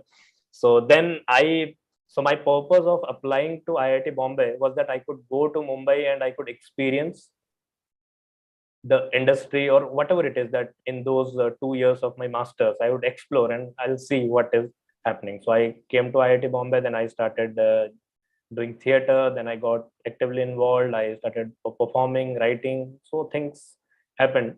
So what I learned basically is that especially in today's time with so much people like you organizing this event and people coming and sharing their experience, so it is a great platform in today's time that anything, I'm not just speaking about films or media or anything that you want to achieve in this particular field, you can do that. Like Rashmi ma'am, I think in her introductory is statement, she mentioned that all your dreams you can fulfill in today's era if you have the right intention and you have the right amount of zeal to put in that hard work. Because after all, it is the sleepless nights of the writer that is bringing you one film. So if you are ready to go through that sleepless nights, that trouble without finance, you are writing, if somebody will like it, then they will take your film and then you'll get money. So if you are ready for that kind of struggle, then definitely you can achieve anything, because it is the process that is more important than the final result. I'm sure my students are going to love you for that very candid answer. Thank you so much. Amitabh ji, if I can add, no offense to Mr. Padi, but we have a lot of engineers who have become animators, by the way, in the last 20 years. Yeah. And because it all happened because, when you want to become engineer, you have to do PCM. When you want to become a doctor, you want to do PCB. When you want to do commerce, you want to become a chartered accountant, you do, commerce. And if you do arts, typically in India, you either do literature or you do economics. And many of the people go to law and many other places. But you have nothing when you want to become a filmmaker or a storyteller or a sports person. So people ended up doing engineering, and that was the best possible thing that the parents also wanted them to do. And they knew that their heart is in storytelling, their heart is in creative field, and that's why then sensible people turned over to the right decision, and they didn't mind giving up what they have learned, but use that learning into a constructive storytelling business. And I think that's where we would like to welcome most of them into this industry. Thank you so much for I that, just wanted Ashish. to add to that, yeah, that, we Yeah. discovered, again, not a long story, but that engineering teaches you how to think in a flow chart, right? Yeah. So even in a Structure. script, you need that flow, you need that structure. Yeah, So it of does, course. it does Of help them course. actually, be Yeah, disciplined. true, true, So, Yeah. true. I do have maybe about a half a dozen students who had got into engineering. I think one of them went up to third year and then dropped out and is now in a media college. So, and most of them, I believe, want to get into filmmaking. There may be one or two who want to get into journalism also, but most of them want to get into filmmaking. So, so not very surprising. Yeah. And also, sir, the YouTube content creators, you can call them the new engineers, because Yeah, each and yeah, every yeah. person is now becoming a content creator. He can be from True. any field, then he at least start doing something, expressing himself. So that is a great platform. And definitely Also, you need right mentorship, right guidance. yeah, I of course that. found a right mentor in the form of Sanjeev Sharma sir, so Uh-huh, who guided me and mentored me properly. So uh-huh. I was on the right path of honing my skills basically, because Mhm, having a dream is a different thing and making a career out of it is an altogether different thing. So mhm. that, as Ashish sir was mentioning, that they are forming a policy where education, training the teachers is also equally Yeah, of course, important, because if of course. because in our industry the main challenge is finding the right teacher also, because whoever become a learned person, that person wants to go and work, and when he is working he doesn't have time to teach. And in our field also, if somebody is teaching out of passion, people consider isko kaam nahi mil raha hai isliye padha raha hai, so they degrade also the way they look at the film educators.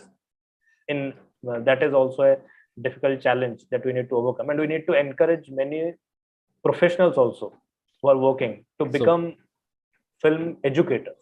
so Mr. Padi, for Yeah, I good news. also no, but I just want to just talk about the fact that, yes, we are no longer, I'm an independent filmmaker, and you're no longer, restricted to these producers producing. I mean, as long as you Yeah, have the technology, the equipment, and the talent and the craft definitely. of making a film. I know it's called content now because it's platform agnostic, but storytelling is storytelling. And Storytelling. it's important to, know the stories that are important for you as a filmmaker, for you as a content creator, and only then are you going to connect with the audience, because now everybody wants different people to watch their content, and unless you have an emotional connection, you're not going to get it. Definitely. Supriti, there is a good news for you. In the UGC, there was if you're if you're if you have to teach undergrad, you have to be masters, and if you have to teach masters, you have to be PhD. Yeah. But our vertical of storytelling, filmmaking, AVGC, has an exception right now from the UGC, and a faculty of practice and a faculty of professor of practice is allowed.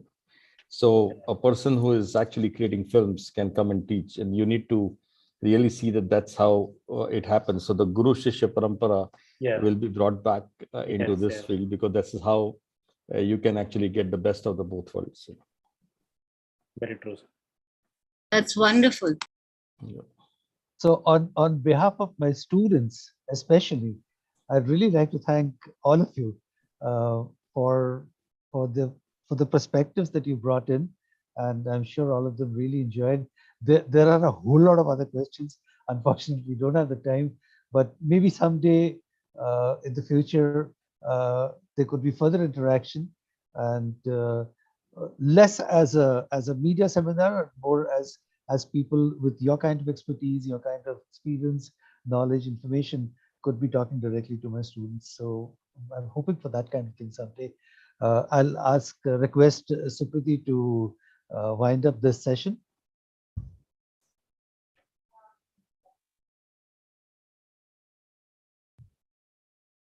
Thank you, Mr. Dasgupta, and thank you to the panelists. I want to, first of all, I want to thank everybody for attending and participating in the changing landscape of Indian media event. And I want to just talk about how we started. I mean, I actually was looking at faculty in charge for the Academic Excellence Program in SCMC. And I was looking for project partners for our, best of us, the best at SCMC. And I reached out to Neil Korea and Divya Divakaran at the Department of International Trade.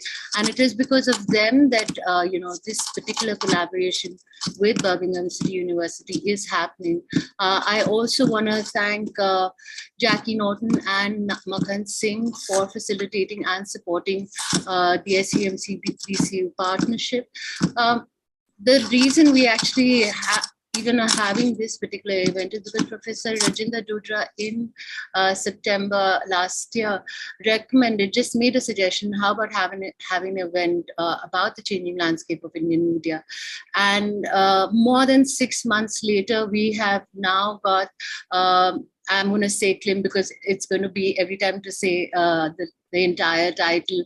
The CLIM event includes, panel discussions with academia, with experts from industry, and talking about in these 75 years from India's independent beginnings to the 21st century digital and political digital economy, with more than 1 billion people influencing content creation, consumption, one of the biggest growing markets in the global media and communication sphere.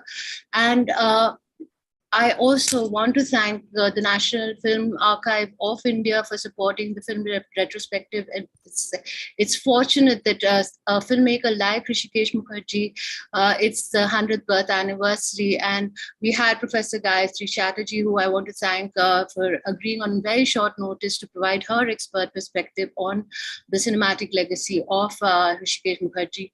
We also had the Senior Vice President of Fantico, which is actually now in the next level of artistic monetization in terms of NFTs. He's actually a film archivist and has the biggest private collection of Indian film memorabilia. He also spent some time talking to those who attended and participated in the CLIM event. So I want to thank all these people for agreeing. And of course, the panelists, Professor Madhuja Mukherjee, Professor Vibodh Parthasathi, Professor Vibhuti Duggal, Rashmi Lamba, Ashish Kulkarni, Mr. Sunil Raman, Swadhin Pati, Professor Rajinder Dudra, and of course, the panel chairs. For the academic panel chair, we had Dr. Bedurya Chakrabarti, who is the head of Department of Audiovisual at SCMC, and of course, Mr. Amitabh Dasgupta, who is the head of Department Journalism. All of these people provided such wonderful, interesting, and insightful perspective on the impact of digitalization on the media culture in India. And I hope that we do have more such occasions to invite you and to have these discussions. Maybe, hopefully, it will be an offline event. I also want to thank the team at SCMC, which has been crucial in making sure that the CLIM event has gone on smoothly. I want to thank the IT department, which is Hemant Ubare and Ganesh Begade. I'm sorry, this is like a really long vote of thanks, but I want to thank everybody involved, right? Ganesh and Hemant at in our IT department, they've actually managed to make sure this has gone on very smoothly, consider the kind of different locations that all of our panelists and everybody has joined from. I want to thank the content creation team, Krishna Lakotia, Imsa Junda, Jameer, and Apurva Singh for their absolutely timely creative visualizations. I also want to thank the social media team and my colleague Juhi Rajwani for their contribution.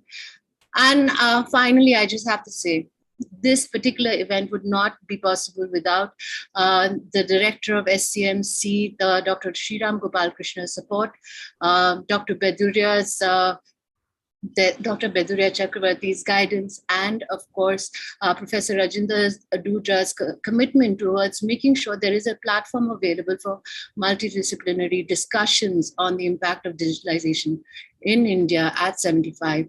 And I thank you all for participating, and I hope that I would have your support for future collaborations. Thank you. I have now, thank you, Rashmi.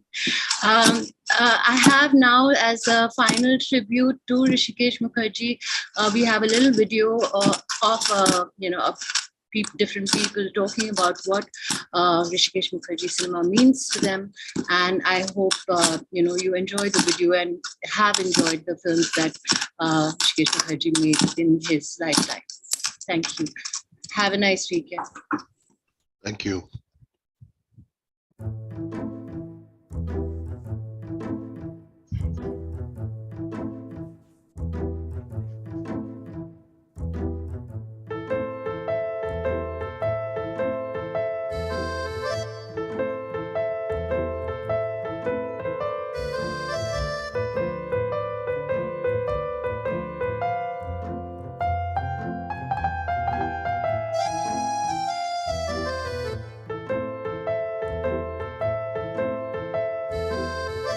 Rishikesh Mukherjee for me was a very prolific and a very versatile filmmaker. Whether it was outrageous comedy like Golmaal or Chupke Chupke, or whether it was pathos-filled films like Anand and Milli and Satyakam, or whether it was a social comment like Arjun Pandit, Rishikesh Mukherjee never towed the formula line. In fact, he was the man who took away the gun from Mr. Amitabh Bachchan's hand and put a sitar in his hand in Alap. Despite the failure of Alap, I would say that it was one of his finest films. He was a man who established his own brand of filmmaking. The very fact that we are talking about Rishikesh Mukherjee and his cinema today means that he has left behind a legacy for all time to come. Thinking about Rishikesh Mukherjee, whom we fondly call Rishida, brings a smile on your face. Actually, I remember all his films and they have definitely left a mark in my heart because the characters, the story, the subject of all his films are so relatable, they are so human, so close to our existence. वैसे तो ऋषिकेश मुखर्जी की सारी films मेरी बहुत favourite है, पर अगर सबसे ज्यादा फेवरेट कुछ कहना ही हो तो बावर्ची इसलिए कि उस फिल्म में उन्होंने जिस तरह परिवार को दिखाया, जिस तरह किरदारों की जर्नी दिखाई है और जिस तरह शूट किया, उसमें गाना है, असानी जी गाते हैं, कहाँ से वेस्टर्न से लेके कहाँ ट्रेडिशनल में आप चले जाते हो, और उस फिल्म की हर फ्रेम में जो खूबसूरती है, जो बातें हैं, I can go on. Rishikesh Mukherjee हमारे देश के one of the best film makers थे, स्पेशली फैमिली फिल्म में, और मैं उनका बहुत बड़ा फैन था, हूँ और सदाए. Rishikesh Mukherjee for me is not just a filmmaker, but an integral part of my life. The fact that his films were not an example of grandeur, but of life, I think speaks volumes about his work. I remember when I saw Chupke Chupke for the first time, a contentious issue like language was brought to laughter, was brought to debate, but cinematically. I remember when Khoobsurat came, there was a song in it which became my life's anthem, which was Sare Niyam Tod Do, Niyam Pe Chalna Chhod Do. It was as though a rebellious kid was just waiting for the right song. The fact that many of us found real life comparatives to the characters that he eked out in his cinematic liberties, I think is what makes him, to this day, memorable. To this day, his craft is applicable. To this day, it inspires. From films to dialogues to slice of life, what more can I say? Rishikesh Mukherjee continues to not inspire, but make humans live life.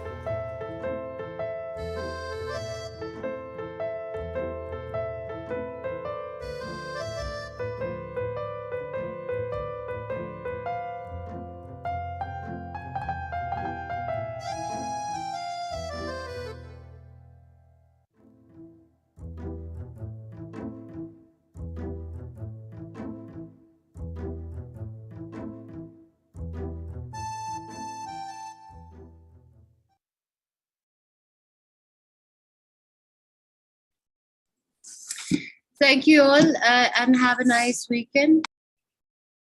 Thank you, Supriti.